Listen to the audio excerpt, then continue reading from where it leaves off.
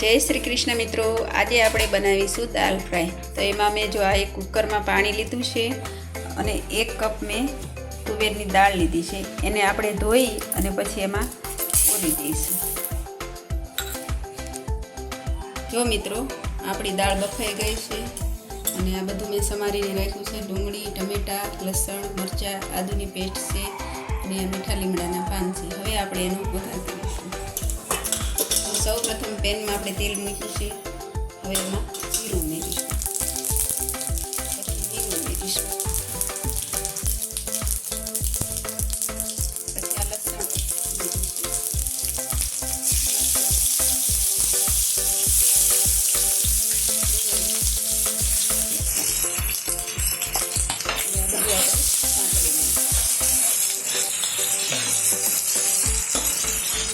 આપણી થોડીક સતળાઈ ગઈ છે। હવે આપણે એમાં ટમેટા ઉમેરીશું।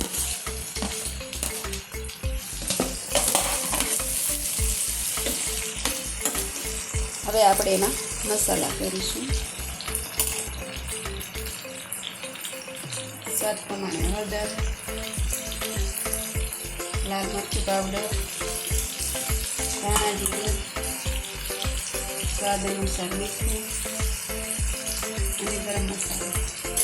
હવે આ બધું મિક્સ કરી લઈશું।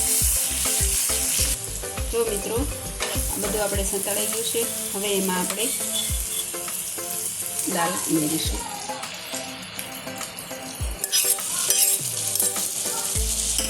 એ બધું આપણે મિક્સ કરીશું।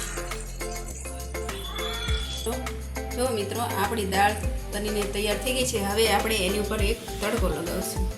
જો તડકો લગાવવા માટે આ તેલ મેં મૂક્યું છે। એમાં આપણે જીરું ઉમેરીશું। જીરું આપણું તતડી જાય પછી આ લાલ મરચાં,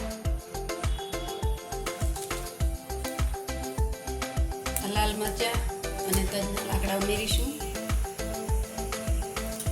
થોડુંક લાલ મરચું ઉમેરી એનો આપણે આદા। જો મિત્રો હવે આપણે આમાં ધાણા ઉમેરીશું।